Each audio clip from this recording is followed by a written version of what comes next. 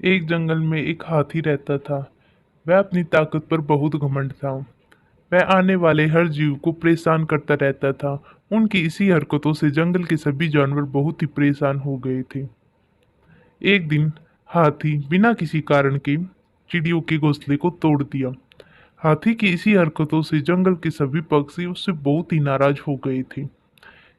कुछ दिनों बाद हाथी ने खरगोश के बिल को भी अपने पैरों से रौंद कर डाला।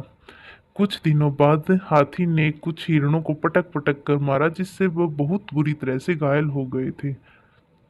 हाथी की इन्हीं हरकतों से जंगल के सारे जानवर उससे बदला लेना चाहते थे। एक दिन हाथी पेड़ की छाया में आराम कर रहा था। वहीं कुछ चींटियां भी रहती थी। तभी अचानक जोरदार बारिश होने लगी। पानी से बचने के लिए हाथी पास की गुफा में चला गया।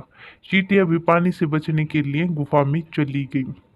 चींटियों को गुफा में आया देखकर हाथी नाराज हो गया और कहने लगा, अरे, तुम जैसी चींटियों को मेरे पीछे गुफा में आ गई हूँ। क्या तुम्हें अपनी औकात नहीं पता? मैं चाहूँ तो इसी वक्त तुम्हें मसल कर मार सकता हूँ। हाथी की इस घमंड भरी बातें सुनकर चींटियों को गुस्सा आया। उनमें से एक चींटी बोली, अरे हाथी, तुम हमें क्या घमंड दिखा रहे हो?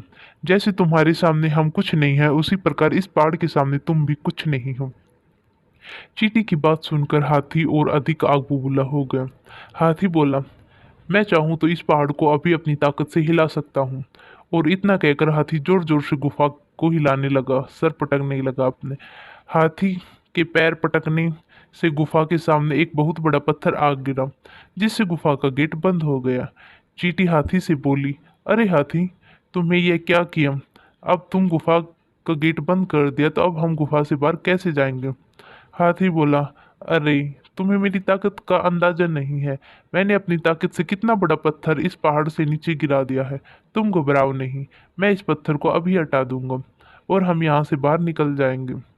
हाथी ने पत्थर हटाने की बहुत अधिक प्रयास किया, किंतु पत्थर बहुत ही भारी था और वह हाथी से नहीं हटा। तभी चींटियां बोली, देखा, तुम्हें अपनी ताकत पर बहुत घमंड था ना, लेकिन इस पत्थर को यहाँ से नहीं हटा सके। हम तो बहुत छोटे से जीव हैं, अगर हमें थोड़ी सी भी जगह मिली तो हम इस गुफा से बाहर चले जाएंगे। इतना कहकर चींटियां एक बहुत ही छोटी सी जगह से बाहर निकल गई। इधर हाथी को अपनी गलती पर पछतावा हुआ। गुफा से बाहर जाकर चींटियों ने हाथी के परिवार, यार दोस्तों सभी को सारी बात बताई।